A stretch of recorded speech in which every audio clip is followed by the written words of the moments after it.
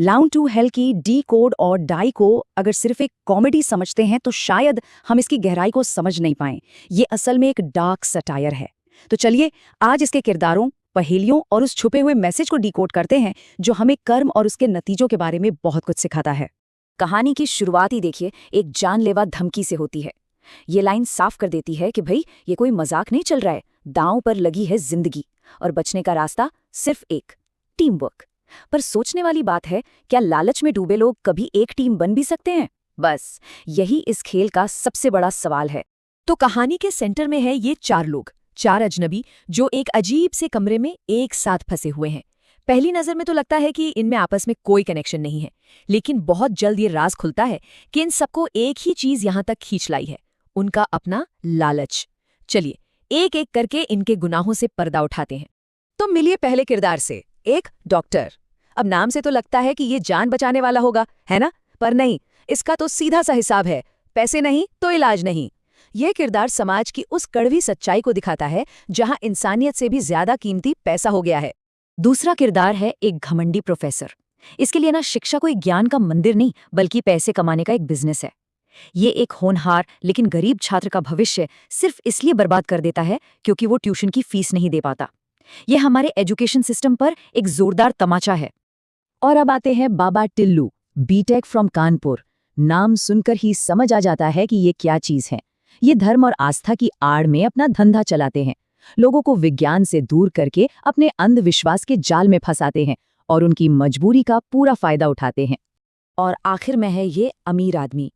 इसे अपनी दौलत, अपने रुतबे पर बहुत ज्यादा घमंड है, लेकिन जब मौत दरवाजे पर खड़ी होती है ना, तो इसका सारा पैसा, सारी पावर, सब कुछ धरा का धरा रह जाता है।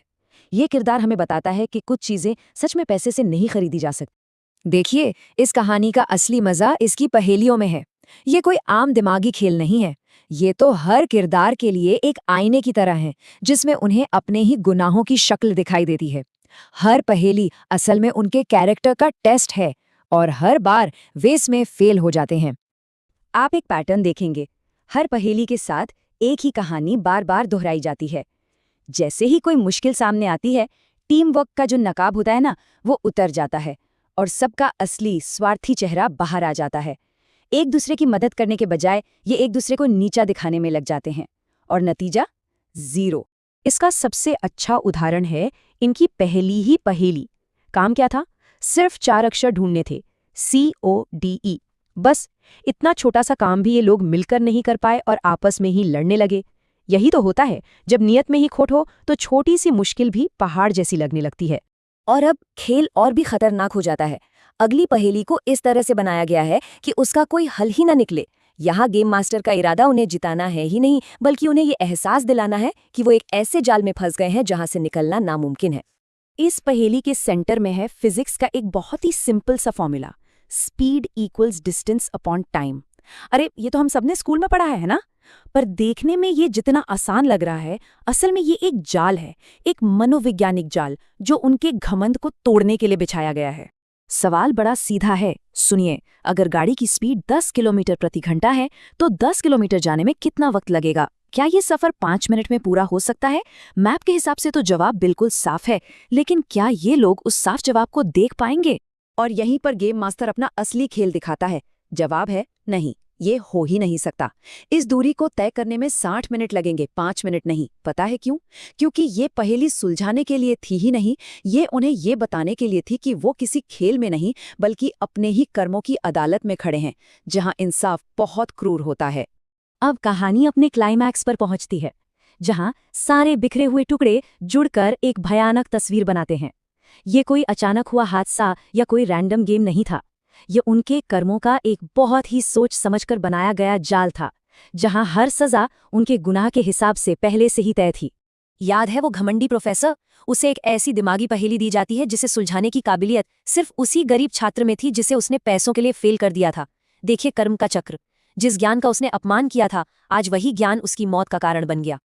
और उस डॉक्टर का क्या हुआ जो कहता था पैसे नहीं तो इलाज नहीं?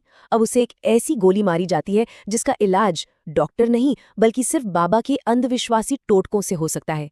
उसे बिल्कुल वही बेबसी और लाचारी महसूस कराई जाती है जो उसने अपने न जाने कितने मरीजों को दी थी। और अब देखिए कर्म का सबसे बड़ा मजाक, वो ढोंगी बाबा जो हमेशा डॉक्टरों को बुरा भला कहता था और लोगों को गुमराह करता था, आज अपनी जिंदगी की भीख उसी डॉक्टर से मांग रहा है। जिस साइंस का उसने मजाक उड़ाया था, आज वही उसकी आखिरी उम्मीद है। और बस यहीं पर हमें कहानी के टाइटल डी कोड और डाई का असली मतलब समझ में आता है। उन्हें कोई पहेली या कोड नहीं, बल्कि अपने गुनाहों को डी कोड करना था। उन्हें यह समझना था कि वो इस हालत तक पहुंचे कैसे, और अगर वो ये नहीं कर पाते तो मौत तो तय थी। तो ये एस्केप रूम कोई आम कमरा नहीं था, ये उनके कर्मों का एक आईना था। हर ताला, हर पहेली, हर चुनौती उनके किसी न किसी पीड़ित की कहानी सुना रही थी, और उनका बार बार फेल होना इस बात का सबूत था कि वो अब भी सुधरने को तैयार नहीं थे। तो क्या सबक मिलता है इस कहानी से? यही कि हम अपने कर्मों से भाग तो सकते हैं, लेकिन छिप नहीं सकते। आज नहीं तो कल हमारे किए हुए फैसले हमारे सामने जरूर आकर खड़े होंगे। ये कहानी एक चेतावनी है कि हमारे हर अच्छे बुरे काम का हिसाब होता है। आखिर में ये कहानी हमें एक सवाल के साथ छोड़ जाती है। दुनिया की सबसे मुश्किल पहेली क्या है? कोई कोड, कोई गणित का सवाल नहीं। सबसे मुश्किल पहेली है हमारी अपनी अंतरात्मा, हमारी अपनी ज़मीर, जिसकी आवाज़ को हम अक्सर अनसुना कर देते हैं।